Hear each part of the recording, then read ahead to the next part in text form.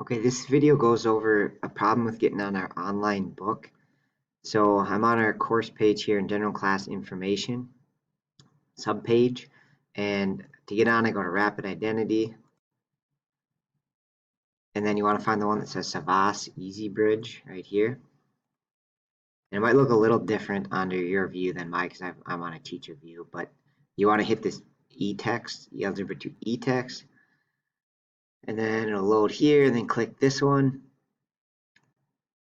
And then what'll happen is you get this message, and some of you might get this little puzzle piece up here. Okay, so if you hit get flash and it runs, you're great. If not, you'll probably see a little puzzle piece up here. So mine is working, so I don't see that, but you'll see a little puzzle piece with an arrow. So you click on that, and then you gotta like go into Adobe settings, and then there's one about flash, and you just gotta toggle the little switch for flash. Then come back here and hit refresh and do get flash again, and then it should work. So sorry I can't really demo it here, but that's the general idea. And if you're struggling, just send me an email. All right, thanks. Bye.